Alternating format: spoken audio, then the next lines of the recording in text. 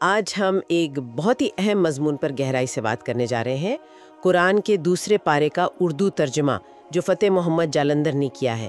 اس ترجمے میں آپ دیکھیں تو آستھا کے اصول ہیں، سماجک نیم ہیں، تاریخی واقعات ہیں، کئی طرح کی باتیں ہیں۔ تو ہمارا مقصد ہے کہ اس میں جو خاص نقطے ہیں، جو اہم جانکاری ہے، اسے سمجھیں۔ چلیے شروع کرتے ہیں۔ جی ہاں بالکل، یہ پارہ جس میں سورہ البقرہ کا ایک بڑا حصہ ہے، اسلام کو سمجھنے کے لیے بہت بہت بنیادی ہے۔ ہم دیکھیں گے کہ یہ ترجمہ ایمان، ہدایت مطلب رہنمائی، اور امت یعنی مسلم کمیونٹی اور زندگی کے جو عملی پہلو ہیں ان پر کیسے روشنی ڈالتا ہے۔ تو سب سے پہلے ایک بہت بڑا بدلاؤ جو اس میں بیان ہوا ہے وہ ہے قبلہ کا بدلنا، نماز کی دشا کا یروشلم سے مکہ میں کعبہ کی طرف۔ ترجمہ کہتا ہے کہ کچھ لوگ جنہیں کم عقل کہا گیا وہ سوال اٹھائیں گے کہ بھئی یہ کیوں بدلا؟ ہاں، اور اس کا جواب ترجمے میں یہ دیا گیا ہے کہ دیکھیے پورب اور پشچم سب اللہ ہی کا ہے، وہ جسے چاہتا ہے سیدھی راہ دکھاتا ہے۔ اصل میں یہ قبلہ بدلنا جو تھا نا، یہ ایک قسم کی آزمائش تھی۔ آزمائش کس طرح کی؟ یہ پرکھنے کے لیے کہ کون رسول کا سچا پیروکار ہے، کون واقعی میں ان کی بات مانتا ہے، اور کون ہے جو پلٹ جاتا ہے، پیچھے ہٹ جاتا ہے۔ ترجمہ کہتا ہے کہ جنہیں اللہ نے ہدایت دی تھی ان کے لیے کوئی مشکل کام نہیں تھا، اچھا۔ پر ہاں باقی لوگوں پر یہ بھاری گزرا۔ اور ترجمے میں یہ بھی آتا ہے کہ جو اہل کتاب تھے، مطلب جنہیں پہلے آسمانی کتابیں ملی تھیں، وہ جانتے تھے کہ یہ نیا قبلہ سچ ہے، ان کے رب کی طرف سے ہے۔ جی وہ پہچانتے تھے، لیکن شاید اپنی ضد کی وجہ سے یا دوسری وجوہوں سے وہ اس کو ماننے کو تیار نہیں تھے۔ اور مسلمانوں کو بھی حکم دیا گیا کہ وہ ان کے قبلے کی پیروی نہ کریں۔ ہاں بالکل، کہا گیا کہ ہر ایک کے ایک رخ مقرر ہے، وہ اسی کی طرف منہ کرتا ہے۔ تو اصل چیز یہ ہے کہ نیکیوں میں ایک دوسرے سے آگے بڑھنے کی کوشش کرو، یہ نہیں کہ اس بحث میں پڑ جاؤ۔ ٹھیک ہے، اور اسی سے جڑا ہوا ایک اور اہم تصور ہے مسلم امت کا۔ ترجمے میں انہیں امت وسط یا امت معتدل کہا گیا ہے۔ اس کا کیا مطلب ہوا؟ ایک سنتولت سمودائے۔ جی، سنتولت یا بیچ کی امت یا بہترین امت، اور اس کا مقصد بھی بتایا گیا ہے۔ ہاں، مقصد یہ کہ یہ امت لوگوں پر گواہ ہوں اور پیغمبر محمد خود اس امت پر گواہ ہوں۔ تو یہ شاید سوچ اور عمل دونوں میں ایک توازن، ایک بیلنس کی بات ہے۔ بالکل، اور یہ بات پھر اللہ کے ہدایت کی اہمیت کو بھی دکھاتی ہے۔ ترجمے میں یہ بھی ہے کہ کچھ اہل کتاب تو پیغمبر کو ایسے پہچانتے تھے جیسے اپنے بیٹوں کو۔ اچھا، اتنا صاف؟ جی، لیکن پھر بھی سچ چھپاتے تھے۔ تو زور اس بات پر ہے کہ اپنی خواہشوں کے پیچھے مت چلو، یا اپنے باپ دادا کی رسموں کے پیچھے مت چلو، بھلے ہی وہ کتنے ہی پرانے کیوں نہ ہوں، بلکہ وہ مانو جو حق ہے، جو سچ اللہ کی طرف سے آیا ہے۔ اور جہاں ہدایت ہے وہاں آزمائش بھی ہے۔ ترجمہ تو صاف کہتا ہے کہ اللہ ضرور آزمائے گا، ڈر سے، بھوک سے، مال کے نقصان سے۔ ہاں، جان اور پھلوں کے نقصان سے بھی، لیکن ساتھ ہی ایک خوشخبری بھی ہے۔ وہ کیا؟ صبر کرنے والوں کے لیے۔ اچھا، صبر کرنے والوں کے لیے۔ اور یہ صبر کرنے والے کون ہیں؟ یہ وہ لوگ ہیں کہ جب ان پر کوئی مصیبت آتی ہے تو وہ کہتے ہیں انا للہ و انا الیہ راجعون، مطلب ہم اللہ ہی کے ہیں اور اسی کی طرف لوٹ کر جانے والے ہیں۔ دیکھیے، یہ صرف کہنے کے الفاظ نہیں ہیں، یہ ایک پورا نظریہ ہے زندگی اور موت کا، ایک تسلی ہے۔ اور اسی سے جڑی ایک اور بات کہ جو اللہ کی راہ میں مارے جاتے ہیں ان کے بارے میں کیا کہا گیا؟ ان کے لیے کہا گیا ہے کہ انہیں مردہ مت سمجھو، وہ زندہ ہیں۔ زندہ ہیں؟ جی، زندہ ہیں اپنے رب کے پاس، پر ہمیں اس کا شعور نہیں، ہمیں اس کا احساس نہیں ہوتا۔ اور مشکل وقت میں مدد کے لیے دو چیزوں کا سہارا لینے کو کہا گیا ہے، صبر اور نماز۔ تو یہ تو ہو گئی ایمان، صبر اور آزمائش کی بات۔ اب آتے ہیں کچھ روزمرہ کی زندگی کے قاعدوں پر، جیسے کھانے پینے کے بارے میں کیا ہدایتیں ہیں اس ترجمے میں؟ اس میں کہا گیا ہے کہ زمین میں جو حلال اور پاکیزہ چیزیں ہیں وہ کھاؤ۔ حلال اور پاکیزہ، جی۔ اور حرام چیزوں کی ایک لسٹ بھی دی گئی ہے چھوٹی سی، جیسے مردار یعنی جو جانور خود مر گیا ہو، خون، سور کا گوشت، اور وہ جانور جس پر اللہ کے سوا کسی اور کا نام لیا گیا ہو، یعنی غیر اللہ کے نام پر ذبح کیا گیا ہو۔ لیکن اگر کوئی بہت مجبور ہو، جیسے کہیں پھنس گیا، کھانے کو کچھ نہیں ہے، تب؟ ہاں، اس میں گنجائش رکھی گئی ہے۔ اگر کوئی لاچار ہو جائے، مجبور ہو، اور اس کا ارادہ نافرمانی کا نہ ہو، اور وہ ضرورت سے زیادہ بھی نہ کھائے، تو پھر اس پر کوئی گناہ نہیں، اللہ بخشنے والا مہربان ہے۔ اور شیطان کے بارے میں بھی کچھ کہا گیا ہے؟ ہاں، کہا گیا ہے کہ شیطان کے نقش قدم پر مت چلو، وہ تمہارا کھلا دشمن ہے، वो तो बुलाई और बेहयाई का ही हुक्म देता है। और वो लोग जो अल्लाह के हुक्मों को छुपाते हैं थोड़े से दुनियावी फायदे के लिए, उनके लिए बहुत सख्त वईद है, मतलब चेतावनी है। तर्जुमा कहता है कि ऐसे लोग अपने पेट में आग भर रहे हैं और क़यामत के दिन अल्लाह उनसे बात तक नहीं करेगा, ना उन्हें पाक करेगा। उनके लिए दर्दनाक अजाब है। ये तो काफी सख्त बात है। जी, ये बहुत संजीदा मसला है। इन चेतावनियों के बाद तर्जुमा नेकी यानी असल भलाई की एक बहुत बहुत वसी, बहुत बड़ी तारीफ बयान करता है। कहता है कि सिर्फ रस्म के तौर पर पूरब या पश्चिम की तरफ मुंह कर लेना ही नेकी नहीं है। नहीं, बिल्कुल नहीं। असल नेकी का ताल्लुक तो पहले ईमान से है। अल्लाह पर ईमान, आखिरत के दिन पर, फरिश्तों पर, अल्लाह की किताबों पर, उसके नबियों पर। ये तो हो गया ईमान। फिर अमल। जी, फिर अमल, अपना माल जिससे मोहब्बत भी होती है उसे खर्च करना।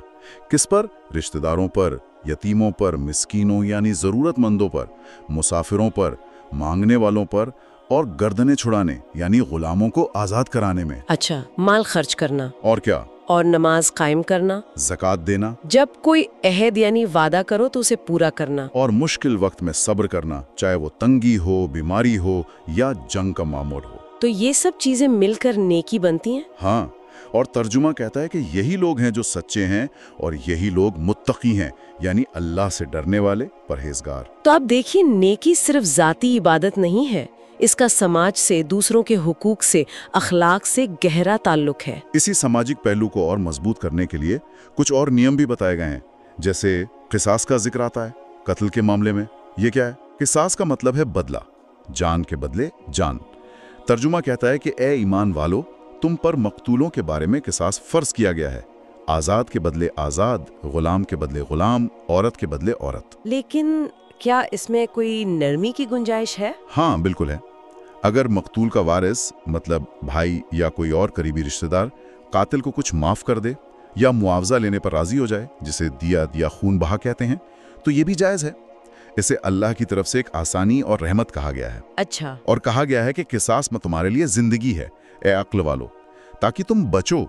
मतलब जब पता होगा कि कत्ल का बदला कत्ल है तो लोग कत्ल करने से डरेंगे। किसास के अलावा मरने से पहले वसीयत करने का भी हुक्म है, अगर कोई माल छोड़कर जा रहा हो। जी हाँ, कहा गया है कि तुम पर फर्ज किया गया है कि जब तुम में से किसी की मौत का वक्त आए और वो कुछ माल छोड़ रहा हो तो दस्तूर के मुताबिक अपने माँ बाप और करीबी रिश्तेदारों के लिए वसीयत करे।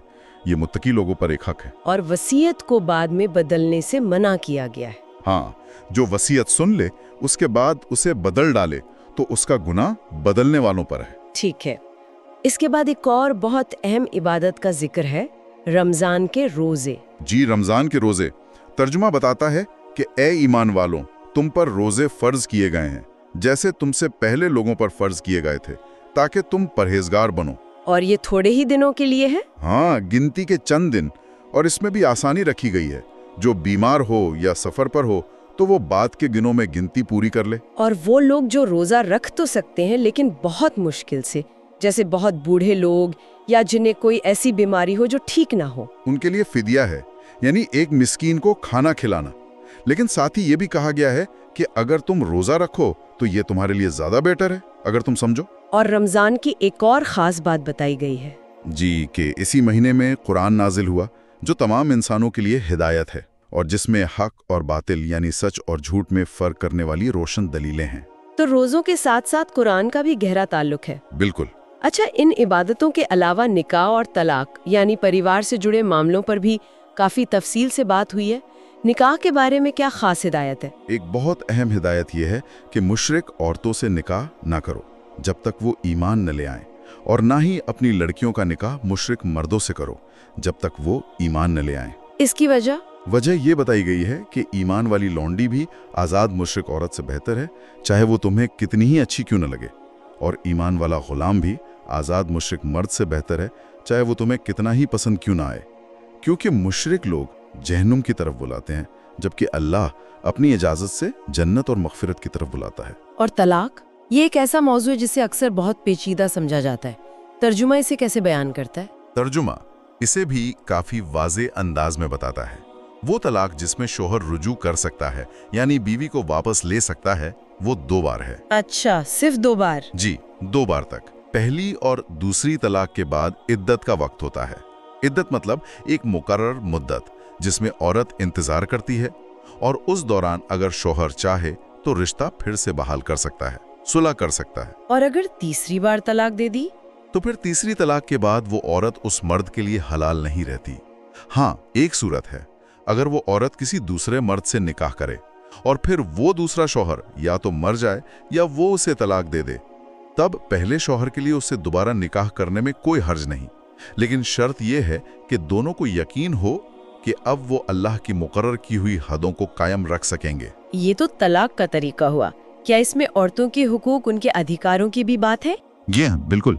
तलाकशुदा औरतों के लिए इद्दत का जिक्र है, जो आमतौर पर 3 हैज या माहवारी का वक्त होता है, और अगर वो हामिला हो तो उन्हें हमल छुपाने से मना किया गया है। इद्दत के दौरान अगर शौहर सुलह चाहे तो वो बीवी को वापस लेने का ज्यादा हकदार है। और महर के बारे में, जो निकाह के वक्त तय होता है? कहा गया है कि मर्दों का औरतों पर हक है और औरतों का मर्दों पर हक है, दस्तूर के मुताबिक। हालांकि मर्दों को औरतों पर एक दर्जा फजीलत हासिल है, लेकिन ये फजीलत जिम्मेदारी भी लाती है। तलाक की सूरत में दिया हुआ महर वापस लेने से सख्ती से मना किया गया है, सिवाय एक खास सूरत के जिसे खुला कहते हैं, जब औरत खुद तलाक मांगे और उसके बदले में कुछ माल दे। और बच्चों की परवरिश, दूध पिलाने के बारे में भी कुछ हिदायतें हैं। हाँ, कहा गया है कि माएं अपने बच्चों को पूरे 2 साल दूध पिलाएं, अगर माँ बाप दोनों दूध पिलाने की मुद्दत पूरी करना चाहें। और दूध पिलाने वाली माँ का खाना और कपड़ा दस्तूर के मुताबिक बच्चे के बाप के जिम्मे है, उसकी हैसियत के मुताबिक। जोर इस बात पर है कि ना माँ को बच्चे की वजह से कोई तकलीफ पहुंचाई जाए, ना बाप को। और अगर माँ बाप आपसी रजामंदी और मशवरे से दूध छुड़ाना चाहें तो उसमें भी कोई हर्ज नहीं। तो इन सब नियमों में इंसाफ और भलाई का ध्यान रखने पर जोर है। जी बिल्कुल, आपसी हुकूक, इंसाफ, मारूफ यानी भलाई के तरीके और अल्लाह का डर, ये बार बार जोर दिया गया है। अच्छा, परिवार के बाद अब समाज और बाहरी दुनिया से ताल्लुक की बात करते हैं। जिहाद का जिक्र आता है, तर्जुमा इसके बारे में क्या कहता है? तर्जुमा कहता है कि अल्लाह की राह में उन लोगों से लड़ो जो तुमसे लड़ते हैं, लेकिन ज्यादती ना करो, क्योंकि अल्लाह ज्यादती करने वालों को पसंद नहीं करता। ये तुमसे लड़ते हैं का क्या मतलब है? मतलब डिफेंसिव? हाँ, इसका पस मंजर समझना जरूरी है। ये हुक्म उस वक्त आया जब मुसलमानों पर जुल्म हो रहा था और उन्हें लड़ने की इजाजत दी गई। तो ये उन लोगों के खिलाफ लड़ने का हुक्म था जो मुसलमानों से लड़ रहे थे, उन्हें उनके दीन से रोक रहे थे, और लड़ाई का मकसद बताया गया फितना को खत्म करना। ये फितना क्या है? इसका क्या मतलब है? देखिए, फितना के कई मानी हो सकते हैं।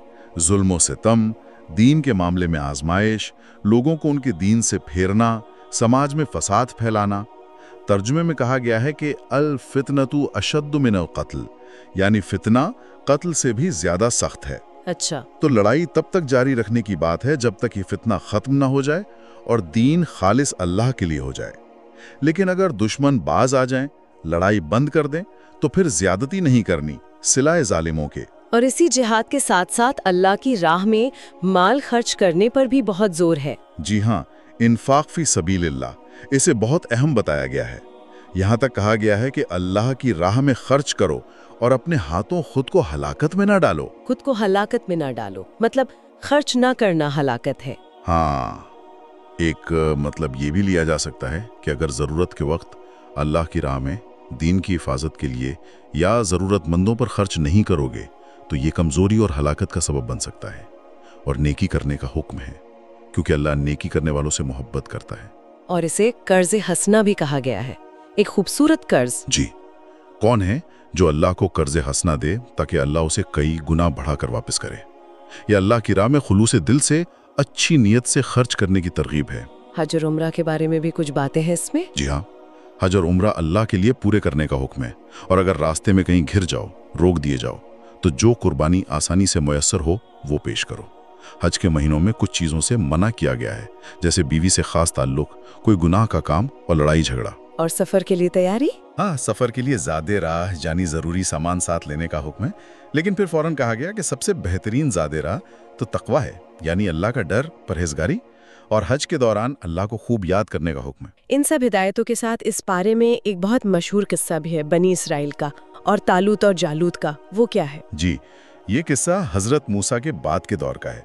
बनी इसराइल ने अपने वक्त के नबी से दरख्वास्त की कि हमारे लिए एक बादशाह मुकर्रर कर दीजिए ताकि हम अल्लाह की राह में जिहाद कर सकें। अच्छा, उन्होंने खुद बादशाह मांगा लड़ने के लिए? हाँ, तो नबी ने कहा कि कहीं ऐसा तो नहीं होगा कि जब तुम पर लड़ाई फर्ज कर दी जाए तो तुम लड़ो ही नहीं।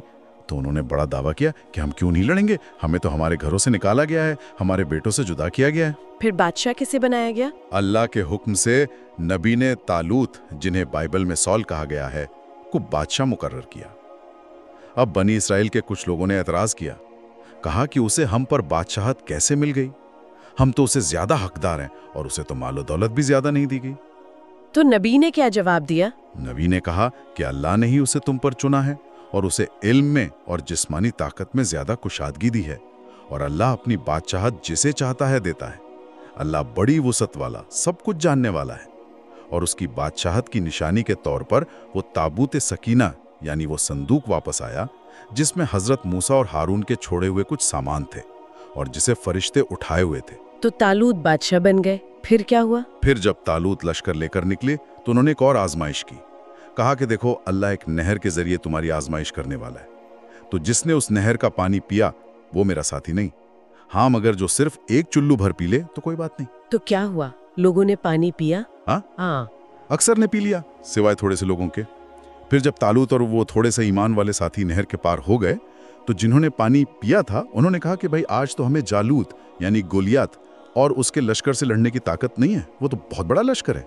लेकिन जो थोड़े से लोग थे जो साबित कदम रहे, उन्होंने हिम्मत नहीं हारी। नहीं, वो लोग जिन्हें यकीन था कि उन्हें अल्लाह से मिलना है, उन्होंने कहा कि कितनी ही बार ऐसा हुआ है कि छोटी जमातों ने बड़ी जमातों पर अल्लाह के हुक्म से गलबा पाया है और अल्लाह सब्र करने वालों के साथ है। और उन्होंने दुआ की कि ए हमारे रब, हम पर सब्र उंडेल दें, हमारे कदम जमा दे और काफिर कौम के मुकाबले में हमारी मदद कर। और नतीजा क्या निकला? नतीजा ये हुआ कि अल्लाह के हुक्म से उन्होंने जालूत की फौज को शिकस्त दे दी और उसी जंग में हजरत दाऊद, जो उस वक्त नौजवान थे और तालूत की फौज में शामिल थे, ने जालूत को कत्ल कर दिया। और फिर बाद में अल्लाह ने हजरत दाऊद को बादशाहत भी दी और हिकमत, नबूवत भी अता की। तो इस पूरे किस्से से क्या सबक मिलता है? सबक बहुत वाज़ेह है। कामयाबी और फतह का दारोमदार सिर्फ तादाद या मादी वसाइल पर नहीं होता। असल चीज है ईमान, अल्लाह पर भरोसा, उसके हुक्म की इताअत और सब्र व इस्तिकामत। अल्लाह की मदद साबित कदम रहने वालों के साथ होती है, चाहे वो तादाद में कितने ही कम क्यों ना हो। तो हमने देखा कि ये तर्जुमा, ये पारा कितने वसी मौज़ूआत को अपने अंदर समेटे हुए है।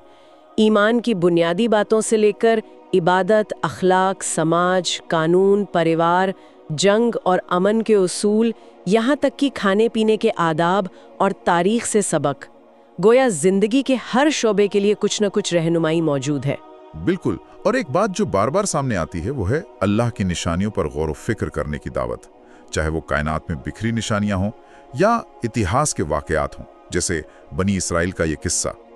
इल्म हासिल करना, सब्र से काम लेना, अल्लाह के अहकाम पर अमल करना और अपनी ज़ाती जिम्मेदारी के साथ साथ पूरी उम्मत, पूरी इंसानियत की भलाई के लिए सोचना और काम करना, ये सिर्फ कुछ उसूलों की लिस्ट नहीं है, बल्कि एक मुकम्मल निज़ाम हयात, एक पूरा वे ऑफ लाइफ का खाका पेश करता है। तो सुनने वालों के लिए एक सवाल छोड़ जाते हैं।